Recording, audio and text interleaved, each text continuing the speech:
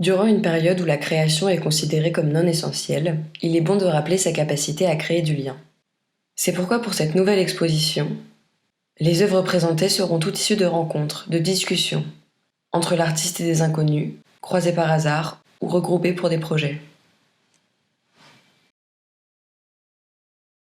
Sophie Calle est née en 1953 à Paris. Elle ne suit pas des études d'art, mais c'est son père, fondateur du Carré d'art de Nîmes, qui l'initie à l'art contemporain. De 1970 à 1979, elle parcourt le monde entier et vit en exerçant des petits boulots. À son retour en France, une amie lui fait remarquer la tiédeur des draps lorsque celle-ci quitte le lit. De cette remarque naît sa première performance artistique, Les Dormeurs. Pendant 8 jours, des inconnus dorment dans son lit pour l'occuper sans discontinuité. Elle leur pose des questions, les prend en photo pendant leur sommeil et note les détails de ces rencontres, des sujets abordés. Son travail n'appartient à aucun champ de l'art contemporain. Elle est tantôt réalisatrice, peintre, écrivaine, performeuse, photographe. Son art se définit avant tout comme une narration de l'intime. Ce qui l'intéresse, c'est le passage des gens, la trace qu'ils peuvent laisser dans le paysage, dans sa vie. Sa vie privée est vécue par le public, de la même manière que son art fait vivre les gens qu'elle rencontre.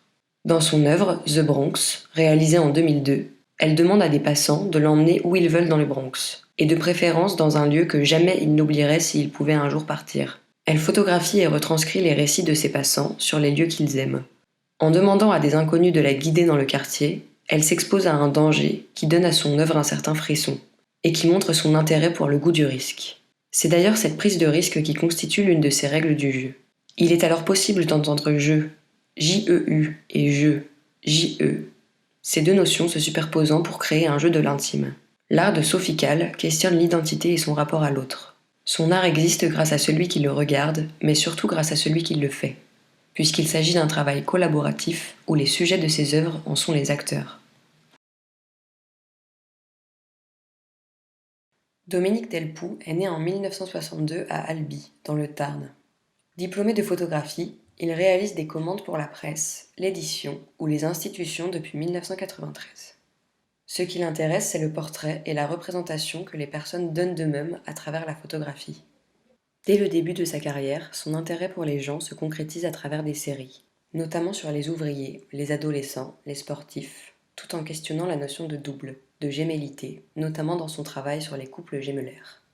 Il utilise souvent l'image multiple pour explorer la temporalité et présente ses portraits conjointement et de façon chronologique. Le portrait de Philippe Guénon appartient à une série Les ouvriers de Coffrat-en-Besse, commencée en 2010. C'est un triptyque où chaque partie correspond à un moment de la journée.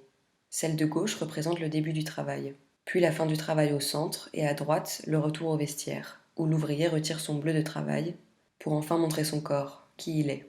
À travers cette série, le photographe cherche à traiter de la représentation sociale et de la notion d'identité. Pour pouvoir pleinement saisir leur individualité, il a passé la journée avec eux, les ouvriers, à les photographier à différents moments de leur travail jusqu'au vestiaire, le moment calme et intimiste de la fin de journée. Les œuvres polyptyques permettent de saisir les différentes facettes d'un même individu. Dominique Delpoux est parfois qualifié d'anthropologue discret, puisque tout son art se base sur les rencontres qu'il peut faire et les portraits qu'il peut tirer. Even Bavkar est un artiste photographe né en 1946 en Yougoslavie. Il perd totalement la vue suite à 2 accidents consécutifs alors qu'il n'avait qu'une dizaine d'années. En 1972, il fait un doctorat à la Sorbonne en philosophie de l'art et développe pleinement sa pratique artistique dans les années 1980. En 1988, il est le photographe officiel du Mois de la photographie à Paris et publie un recueil autobiographique, Le Voyeur absolu, en 1922, dans lequel il expose sa vision de l'image. Son travail est une démarche conceptuelle et philosophique, puisqu'il fait référence à une philosophie de l'image comme une représentation de l'invisible.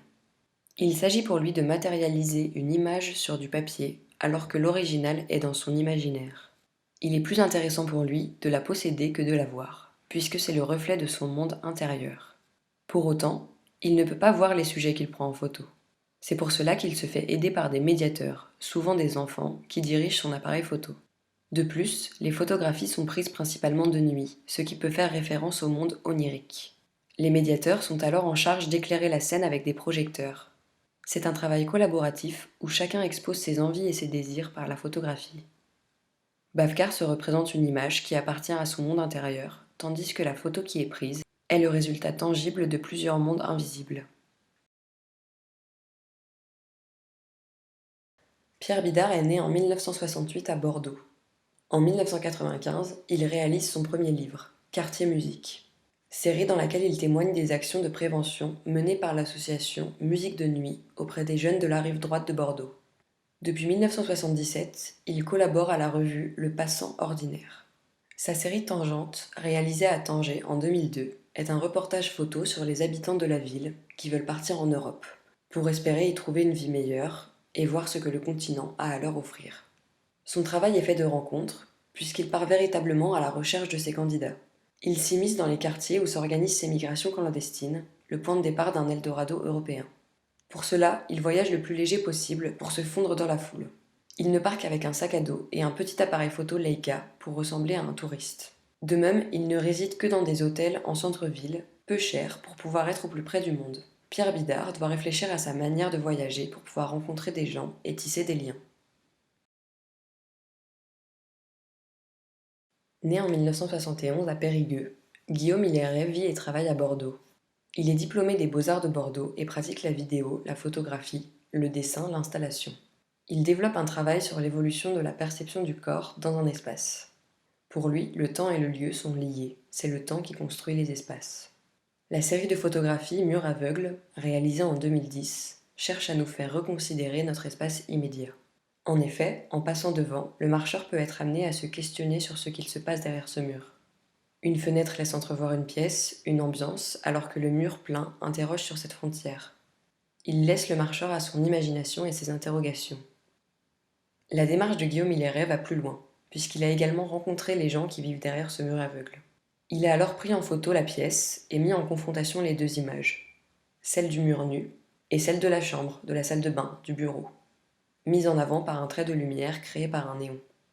Mur aveugle est une série de rencontres entre l'artiste et les habitants, mais aussi entre les habitants et le public. L'œuvre de Guillaume Hilleret est une rencontre avec soi, avec notre imaginaire, lorsque le regard du public se pose sur les murs aveugles. Valérie Duchesnay est née en 1974 à Paris. Elle vit et travaille dans l'Aude et à Paris. Diplômée d'un BTS plasticien de l'environnement architectural à l'École nationale supérieure des arts appliqués et des métiers d'art et des beaux-arts de Paris, Valérie Duchesnay s'interroge sur l'espace, par le volume, la sculpture, l'assemblage, le dessin et la gouache. Avec humour et poésie, cet artiste se positionne en tant que chercheur, analysant les faits de son quotidien, essayant de trouver une logique à leur fonctionnement pour mieux nous dérouter et établir un nouveau rapport aux choses qui nous entourent.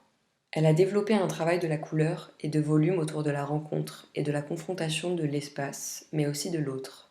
La série Lieu-dit est un projet qui aborde ces deux notions.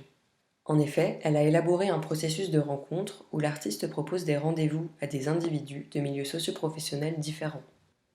Les œuvres de la série Lieu-dit sont donc des transcriptions iconographiques de ces rencontres, récits. L'artiste s'est emparé d'un mot, d'une sensation, d'une émotion pour fixer sur le papier ce que la rencontre lui procurait. Elle s'est basée sur le langage et les récits des individus pour créer son propre récit pictural en lien avec ses émotions. Missy Prince est née en 1971 à Gulfport, dans le Mississippi, et vit à Portland, en Oregon. Elle a étudié la philosophie et la littérature. Elle découvre la photographie après l'acquisition de son premier appareil photo lorsqu'elle était au lycée. La curiosité et l'observation ont amené l'artiste à se perfectionner dans cette pratique. Ses photographies, fortement influencées par le cinéma, présentent un instant T et se lisent dans un récit filmé. Ces photographies capturent des intérieurs et des extérieurs modestes, la réalité de ce qui se trouve autour de nous. En y regardant de plus près, on constate que ces photos racontent l'histoire des villes prospères, désormais appauvries, et la vie des derniers résidents. Déserts, villes dépeuplées, paysages silencieux constituent la matière photographiée par Missy Prince. Elle prend ses photos principalement lors de voyages. Ce qui l'intéresse, c'est aller à la rencontre des gens qui vivent dans ces milieux inhospitaliers, et plus particulièrement dans le désert. Un espace immense avec une lumière particulière et une beauté qui peut tuer rapidement. Pour photographier une personne, il faut qu'il y ait un élément qui aide à la compréhension de l'environnement. Pas simplement un stéréotype, mais un détail qui sert le portrait. D'après l'artiste, plus la personne est générique, moins elle est intéressante à photographier. Sauf si elle sert la lisibilité de l'œuvre. Ces photographies sont avant tout des rencontres avec des lieux et les personnes qui les peuplent. Leïla Sadel est née à Casablanca en 1985. Elle vit et travaille à Bordeaux. Dans son travail, elle utilise la photographie, le dessin, l'installation, le texte, le son et la vidéo. Elle crée des liens entre différentes propositions formelles afin de suggérer de multiples lectures et narrations entre des images, des dessins et des textes. L'œuvre proposée ici est issue de l'édition Tracé, réalisée dans le cadre de sa résidence Écriture de lumière à l'Artothèque Les Arts au Mur. Parcourir le territoire de Pessac durant plusieurs mois a amené l'artiste à s'intéresser et à capturer les traces et interventions des habitants et des passants sur leur environnement. Ces traces sont des architectures particulières ou des objets oscillant entre ordinaire et étrange. Elle conçoit son œuvre comme un voyage dans plusieurs temporalités où elle parcourt les lieux, retrace des récits de rencontres, capture des images d'objets. Elle fait émerger des fictions et construit des histoires. Son œuvre est mise au service de la rencontre de lieux et de personnes. De cette manière, le spectateur est déjà, sans le savoir, au cœur de l'histoire et de la rencontre.